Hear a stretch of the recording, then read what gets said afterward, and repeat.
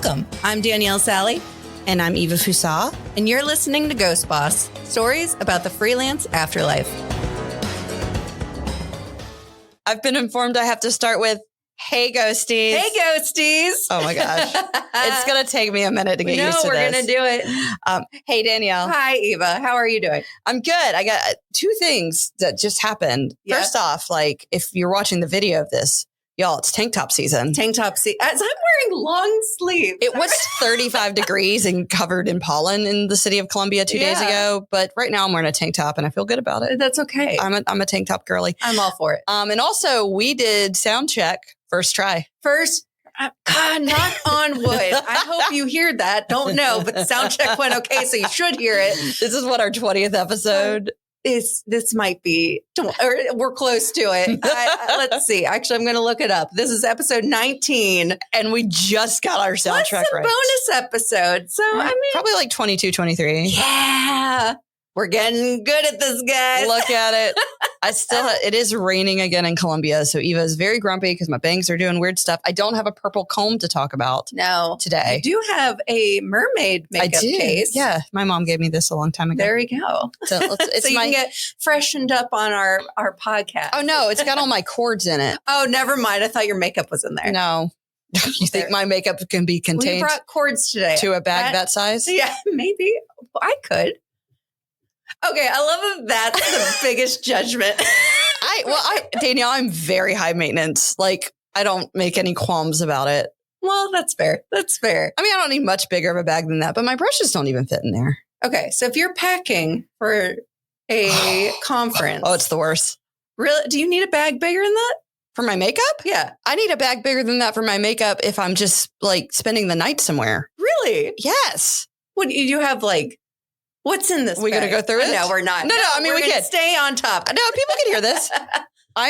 No, God, if I have to go to a conference, is there a gala at the conference? Okay. No, let's talk about our upcoming one. Okay. And this will get into the topic today, guys, is networking. So this is I did that intentionally. Oh, did you? Look at her. She fooled me. You would never know. But okay, so let's say you're packing for our upcoming trip to Richmond. Okay, so I want to do it this way. Let's talk about what I packed what I'm going to pack for this district conference, what I packed for the district conference 2 years ago. Okay. And then what I'm packing for St. Louis. Okay. Or sorry. Salt Lake City. Yes. Was St. Louis last year. It. Yeah. All right. So this time, all right. The conference this year is in Richmond. Yes. It's in a hotel. Yes. So I will pack. I need a bigger makeup bag than that. Absolutely. So I'll pack my makeup bag. I have to take probably 15 bottles of like various things. I'm sorry. What do you mean? 15 bottles of various things? Like a shampoo, a conditioner, dry shampoo, like a workable hairspray. I need a lotion. I have a different face lotion. I have a makeup remover. I have disposable contacts now, so I don't need contact solution. Yeah. Really? Yeah. 15 things? We'll count when I go to pack. I have 2 types of lotion for my body. We'll do like photos without context and we'll do a photo of your travel bag. And then for shoes, this should be fine. I should be able to get away with like 2 pairs of shoes. Okay. For a couple days. Funny. So you'll do like millions of bottles of makeup. Shoes take up more space. Shoes? This is what I learned this last year when I went to St. Louis for Admerica. Yeah. I picked my shoes out. First. Yeah. And then I built my outfits around my shoes because otherwise, God help you if you're driving somewhere with me and I'm not constrained by like an airplane. Yeah. So whoever's riding with me to Richmond, I'll probably say like 4. That is something when I'm 4 doing pairs of shoes. Work travel. I mean, in general, I wear a lot of black, but work travel, I wear mostly black just so I don't have to change purse or shoes, and I can just get away with black purses and black shoes the entire time. Oh, my shoes and my purses are all pretty neutral. Yeah. I let that go a long time ago. Yeah. Yeah. I can't do anything like, God bless if it's a Navy. That's not making any of my work trips. It's not going to match anything. I'll probably take a pair of like wedge sandals and I'll wear a pair of sneakers and I might take a pair of boots if I have like a dress that looks good with boots. Yeah. It gets tricky too when there's a gala attached. So if there's a gala, oh God, if there's a gala, you're lucky if I only take one dress. I sometimes take 2 or 3 dresses. And I like a dress that folds well.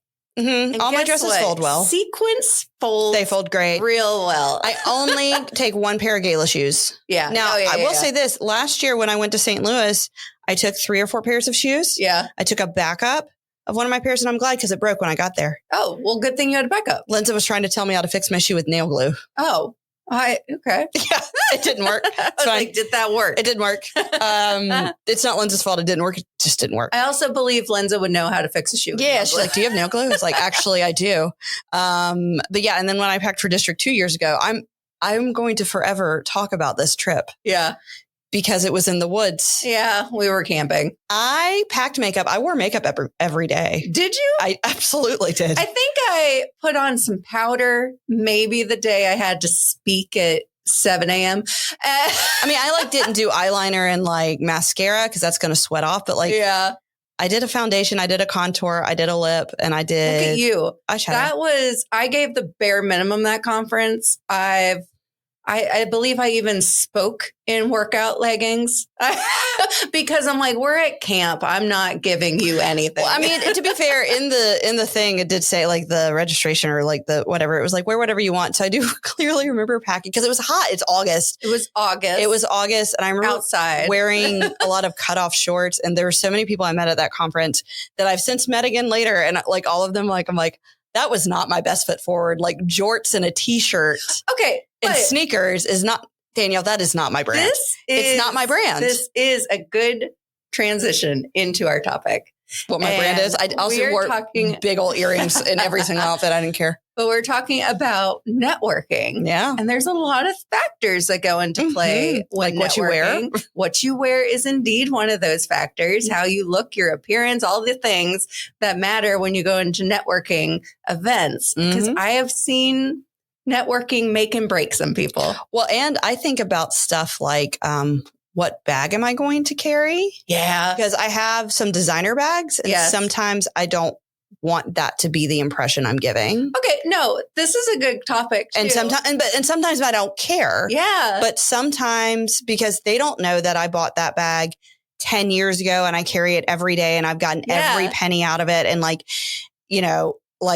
that was an investment for me. Yes. Sometimes they just see an expensive bag and I don't necessarily want that associated with what I'm doing. Sometimes I don't care. Yes. Sometimes it doesn't matter. I am the same way with my wedding and engagement ring. Really? Yeah. I don't wear it a lot. Huh. I've never noticed. Yeah. And it's not, there's no reason behind why I'm not wearing it. Will Sally, please call into the podcast. But Eva has questions. As a businesswoman, I have already had conversations with people where they know I'm married and my husband has a successful career. So they think that it's a little side thing. Well, at least you have a fallback plan. Yeah. And that's not me. There's nothing about me that is even looked at as an option. And I don't want people to see this piece of jewelry and associate it with anything and think anything about it. Yeah. But I'm like, no, I'm the same way. So there's little things like that. I'm like, do I want that to be their first impression? Well, and I will be careful how I talk about my son's school schedule. Yes. So he is not in aftercare and that's just a decision that I made. But when I tell people that, I then feel like I have to qualify that I still work full time. Yeah. I'm still working a lot. Yeah. Because otherwise it sounds like this is just a little side thing for me. And it's not. This is my livelihood. Yeah. This pays my bill. This puts food on my table. No, that's a good point too about your son's schedule, because I also feel like I'm overly cautious sometimes about bringing up if my daughter doesn't have school or things like that, because I get worried that my client might think that I'm not going to be working on something or not going to be available as much just because I have, I'm childcare for the day. Right. And so therefore I overly think, what are they going to think? Because I have to feel like if I was a man, that wouldn't even be part of the conversation most times. So I have that thought all the time as well. Yeah. I do go ahead and mention it though. Yeah. Set the expectation. Well, part of it is because I need people to understand that this is my job and it's very important, but I have a very fluid and flexible schedule. And sometimes that's brought me to crossroad conversations with clients where they really do need somebody available, like a traditional 8 to 5. Yeah. They like a lot of touch points. They like a lot of meetings and that sort of thing. And, there's no hard feelings in it if it doesn't work out because my schedule doesn't work. Right fit then. But I just sent out all my notifications last night to my clients that I'm going to be out next week because my son's on spring break. Right. I'm taking him to the beach. Now, some of them I added I'll have my laptop if I have to work a little bit. It's no big deal. Like some of them I have steady work. So I'm like, yes, your newsletter's still going to go out on. Yeah. I'm still going to get all the things done. Or some of them I'm like, if something really does come up, I'm not online all day, but text me and I'll get to it when I get to it. Cause we're beaching it. Yep. Right. Like we might make one day trip. But anyways, it's usually well received. It's fine. But I do think there's this hurdle you have to get over. Not you, the collective you. Yes. And it's something that I still work on because I feel like as women, we feel like we have to apologize for having families. Mm-hmm. And that apology may be quiet and it may be subtle, but we feel like we have to apologize for having families. And I want to give this impression to people that I'm not going to apologize for having a family. No. And if that doesn't work, and that's not even in a saying you don't support my family. Right. That's not what I'm saying. What I'm saying is maybe my work model where I'm getting stuff done at midnight, or I was up at 5 a.m. today making templates for a client. If that doesn't work for you, that's fine. I'm actually happy to refer you to somebody with a more traditional schedule. Sure, of course. But yeah, I had that problem when I wasn't freelancing. Yeah. And then I think too, I don't know that I don't think either of us can speak to it, but then I think there are women too that feel bad even if they don't have kids, right? I think it's just tricky, right? We play by a different set of rules. And that was one thing. I remember Jane Moss, who wrote Mad Women, and she came to speak at AAF Midlands Luncheon years and years and years ago. And she had mentioned, because she was part of the ad world back in the 1960s when it was crazy. There's a lot in that book. I've read it. There's a lot happening. But one of the things that she said in the luncheon is, part of being a working woman is there's this strong guilt when you're not with your kid. Yeah. But when you're with your kid, there's a strong guilt because you're not working. Yeah. And it's just this constant give and take because you feel like you're never able to kind of give all of yourself at either way without feeling all this guilt for what you're not giving to. Right. And we have to deal with that constantly. Mm-hmm. Mm-hmm. And I think a lot of people just, we don't talk about it, but we're all dealing with it. Yeah. All of us are dealing with it. Yeah. And it's hard because so what are your options, right? Whether you're freelancing or you're in a traditional, employer-employee environment. So what are your options? Your options are to grind it out and do the traditional 9 to 5, 8 to 6, whatever it is. And make accommodations for your family around that. Or your other option is to figure out some sort of flexibility, whether that's via your employer or via your own schedule, freelancing. And then that brings its own set of challenges, right? Because flexibility doesn't mean it's easier. No, by no means. And you kind of touched upon this. I might be able to be more flexible in my schedule now. Right. Because I get to choose my working hours. Yeah. And I get to choose the days and I'm working, the days I'm not working. And that might depend on my daughter's schedule. Right. That doesn't mean my clients are more flexible. Right. They might still, they're still doing their 8 to 5s. Yeah. Or their 8 to 6 is more realistic. Yeah. So just because I'm more flexible, it doesn't mean they are. Yeah. So you have to be flexible to them not being flexible. Yeah. Yeah. And I do also feel post pandemic, I think people are a lot more understanding. Way more understanding. It's just a lot more I don't really ever get pushback. When I say something's going on with my son or whatever, and people are very understanding. And I'm usually look, I got to go get him, but I will be online and doing this or whatever. So yeah, but I think once everybody was having to work from home with a kid running around. Yeah. I get it. I said it leveled the playing field in so many ways, but it was nice because, and we bring this up in our becoming a ghost boss topic, but the pandemic caused a huge increase in people going full-time freelance and a huge increase in people doing side gig freelance.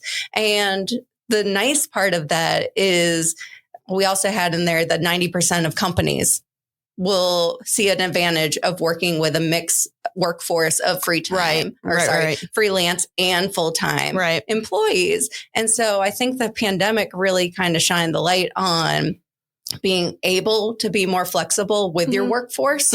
And that's been beneficial because we're allowed to be a little bit more flexible and it's more understanding now. Yeah. Now, I do see trends where we're kind of getting back into our old habits. We're kind of getting back into our old ways, especially as people return back to a more traditional pre-pandemic workforce where they're going back to the office. They're having set days a week in there. Right. And seeing that more. But I do think all of us that had to work during the pandemic, especially those of us that have kids, we have a much better understanding now of being able to be more patient and be more flexible with everyone that we're working with. Yeah, I do think somebody said this to me a long time ago.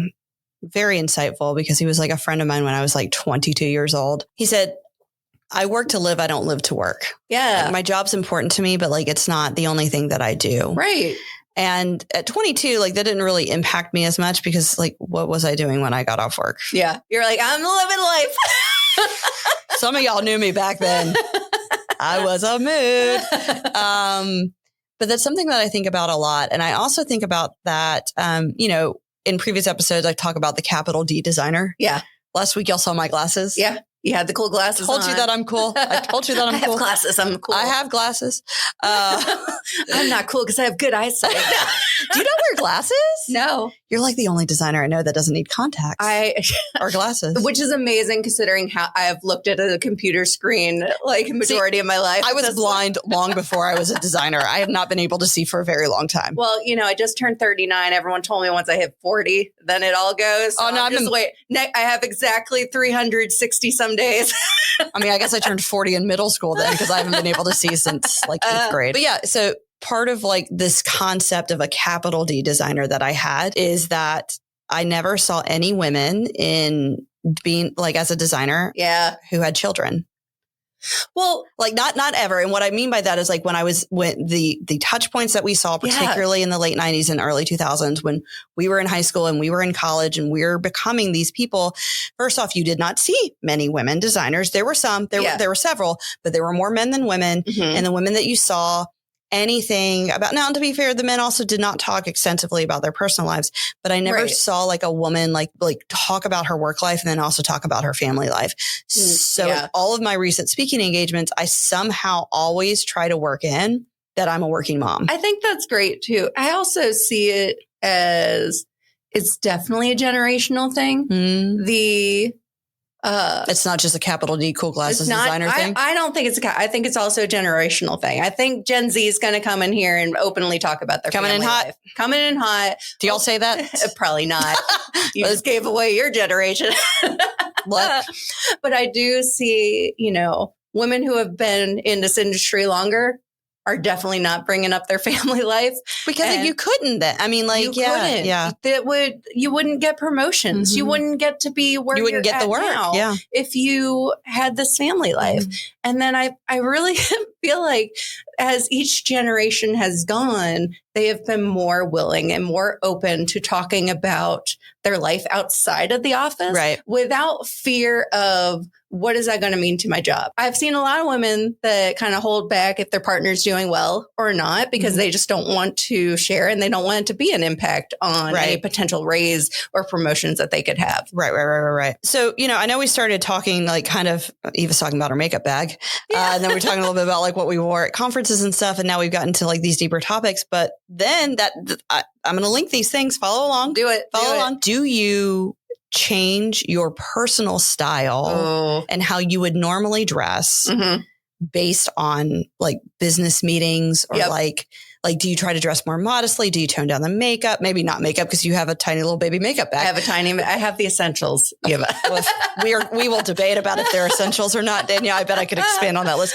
But yeah, do you ever like change your personal style to like accommodate a business sense? Yeah. Completely. Yeah? Oh, completely. Oh, no. Okay. Not completely. My style's not wild. I was like, ma'am. But I do think about the fact if I'm I'm going to New York City for meetings, but there's also an event tied to it, but it's a professional event because it's the Advertising Hall of Fame. Yeah. Right. And there's a lot of sequence. It's going to be there, a lot of beautiful people. But I'm going for a variety of different things.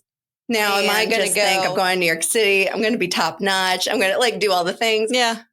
I'm going to take heavily into account that I am there for a business meeting and I am also a business owner and I will think about what I am wearing and want to be taken seriously while I'm there. I'm not going to be. Well, by that, but do you mean like, do you wear like less form-fitting clothes? Do you wear like necklines that are higher? Do you wear more like darker colors? Like I do wear darker colors. Okay. I always want to be comfortable and feel really good about whatever I'm wearing. Yeah. But everyone does. You won't catch me in a low cut shirt when I'm in a meeting. You just won't. But I'm also a high neck girl anyway. See, that's a different. I am a low neck girl. Yeah. So it's gotta be hard. I am. But yeah, there are several things. I'm sorry, I'll let you continue and then we'll talk about my clothing choices. I just won't wear I feel like even if I did enjoy a low neck, I don't think I would wear it during a board meeting. Am I going to judge someone else that wears a low neck? No. But yeah. But I just don't want that to be a distraction in any way. Yeah. Yeah. Yeah. But do you feel like you would change your attire a bit? A little bit. Yeah. It depends on what I'm doing. One thing I don't think actually has anything to do with like feminine dress or women's dress, but I always have to decide whether or not I'm going to cover my tattoos. Ooh, that's a good one. So disclaimer, Danielle, do not have any tattoos. And not have anything against it. I've had a hard time thinking like, what could I commit to? Yeah. Well, once you start. Do you find that you cover them up? Does it depend on the client? It depends on a lot of stuff. Yeah. So when I was in-house before I was freelancing, I've been getting tattoos since my 20s, but they were all very easily covered up when I was corporate. So like there were none on my arms. There wasn't one on my leg. So now I have a few on my arms, like 3, and then I've got one on the back of my leg. So like I have to actively try to cover them. Sure. My other ones that I had when I was in corporate are all on my like back and stuff. So like you just can't see them. Yeah. If you could see my tattoo when I was at work, we had a lot of questions happening. Yeah. So it depends. My more conservative clients, yes, I do cover them up. I do not worry about the one on the back of my leg because it's pretty far down. It's like above my ankle. It's on the bottom of the calf. So if you see that, because I'm wearing a skirt, I don't worry about that. But I do like make a point to wear sleeves around my arms so that you can't see the ones around my shoulders. If I'm at an event where there's a lot where it's okay to be the creative. Does that make sense? No, I was going to bring this up too. Because like, I do feel like, first off, I do feel like tattoos are becoming more socially acceptable in general, but also like in a lot of corporate environments. Yeah. Number one. And number two, and not just corporate, but just like workplace environments. Right. And like, there's still like some delineation about like certain parts of your body being tattooed still can like be a problem. But like you're not going in with a face tattoo. I'm not, but nobody's going to bat an eye if they see that this piece on the back of my arm like peeks out from my sleeve a little bit. If I'm getting paid, I'm more likely to cover them up. If I'm a volunteer board member, you will see as many tattoos as I feel appropriate. Yeah. Because I mean, that's just a personal preference, but it also is a little bit of like, I feel like it's okay for like the creatives to have their tattoos out. And part of that is because like, you know, we're creatives. Well, I had a professor and it was in our business of graphic design class and he shared in there his personal opinion on it. Oh, is he mad at me? No, he would agree with you. Oh, okay, yeah. He said, and granted, I went to SCAD, so that probably said a lot, but he said... You think somebody at Darla Moore's going to tell you the same thing? Get the nose ring, get the tattoo. Yeah. Like, you got, like, that shows you're a creative. Yeah. And don't hide the fact that you're creative. So go ahead and if you have a tattoo, show it. If you have piercing, show it. Like, don't try and hide who you are. Yeah. Because if you're hiding who you are, is that a good fit? Right. And now it's interesting because in my 20s, before I started getting tattoos, I just had piercings because they were easier to hide and easier to take out. You take them in and out. And then at one point I had like the whole underside of my hair dyed hot pink and I would just wear my hair down to work. And so like, could you see it if I was walking down the hallway? Yeah. But like, it just meant I couldn't wear my hair up to work. So it was fine. And like, I kind of blurred some of those lines, but part of why I didn't get more visible tattoos until after I started freelancing is because now I don't have a boss. Yeah. So like I can do whatever I want. So number one, I sometimes cover my tattoos depending on the client. I play a lot with the dimensions of my clothes. And so what I mean by that is I'm a low cut and like tight dress type of gal. Yeah. Like it's what I wear all summer. That sounds a little scandalous, but it's not. It's not. I'm not a high neck girl. Right. I always wear like more like lower cut shirts and I just prefer dresses that are a little bit more form fitting. They're not like, I'm not like looking bananas out there. No. But I can agree that she's not looking crazy. Yeah. But if I'm going into like an environment that I think is really corporate and I'm not really sure how it's going to play, I may wear pants instead of a skirt. Yeah. And then I make sure that instead of like a form fitting pants and a form fitting top, like it's a loose blouse and form fitting pants. Do you think like I play with that dimension, which is also like a good like fashion thing to do, but I feel like most women listening to this episode are going to relate. Do men have to even think about these things? I have no idea. Your average corporate male, do they need to think about these things? I don't know. Do they think about these I also things? think, and I could be wrong, and why don't we could ask a man who like has some interest in fashion. I do feel like the range of what's acceptable, like what's professional for a man is more clearly defined. Oh, like sure. Wildly defined. I am sure there's a lot of men out there. And there's nuance. Like, they want to push the boundaries, get a little more fashionable out in the workplace. Yeah. And y'all get to wear comfortable shoes all day. I don't want to hear it. Yeah. It's hard to hear them complain about it. One thing I do not change my makeup. Because my day-to-day makeup stays the same. Yeah. I just do more eye makeup for like an evening events. Same. I don't think a lot about like how I do my hair. My hair is my hair is my hair. And that is an incredibly privileged position to be in because people with our hair texture don't have to think about that. But people in other communities do have to think about their hair and how's that perceived. And a lot of that is not fair to this community. And I'm not going to speak in depth on that because that's not my space to speak. But I realize saying that like I don't think about what I do with my hair is an incredibly privileged position to be in. Yeah, I would fully agree with that. Yeah. But yeah, I don't think about it a ton, but I do find like I've got some clients, like some events I do every year that I really need to like be like scaled all the way up. And every year I'm like, I'm gonna wear the same suit jacket I have. Yeah. Let's get some black pants in here because like I don't wear suits. Yeah. There was a time I won. I went through a big blazer phase. Well, we all did, boo boo. Well, not just to the club. Did you wear them to the bar? That's what I was going to ask. I was like, I had going out blazers and I had work blazers. Spoiler alert: the going out blazers got a lot more traction. I was talking about actual work. I knew exactly where you're going with that. But I had a lot, and I really don't wear them anymore. I have one or two that I wear like to very specific events. Yeah. I am really curious too. I mean, I know this whole conversation's been fascinating to me because it is something we all have to think about every day. But it was funny because it started off as this, like, we're going to talk about networking and why that's important. And then we took an instant left turn. I'm not even going to say sorry because I'm not sorry. No, we're not sorry about this. Oh, Danielle got her finger out with it. I'm not sorry. Well, this is what we think about as women. Yeah. And in this industry all the time, I was about to say business owners, forget that. All of us that are in this industry, we have to overly think about what we're wearing, the jewelry we're wearing, the makeup we're wearing. Do we have to tone it down? Will people judge us for what our partners do for a living? Will they judge us if we don't have a partner doing that? Will they judge us about our childcare? Will they judge us if you don't have a child? Will they judge you? Yeah. All the things. And we're all, this sounds like it's about the Barbie montage, but I mean, that's fine. I think these things sometimes they're subconscious, but sometimes they're conscious. And, it is. I'm trying to think if there's anything else that like I change. Well, I've got you got one more? I want your hot take on this. You know, I love a hot take. This is the thing that I like to get sassy. I feel like people are the most judgy about. Where do you stand on shorts in a meeting? What? I knew this would get that reaction. What? There is no stance. What's your stance? There's no stance. Why are you wearing shorts in a meeting? Is it a lifeguard meeting? Do you work at a resort? Okay, here's the next one then. Do you feel that a romper, that shorts, excludes you from the rule of no shorts during a meeting? Do not wear a romper to work. Thank you.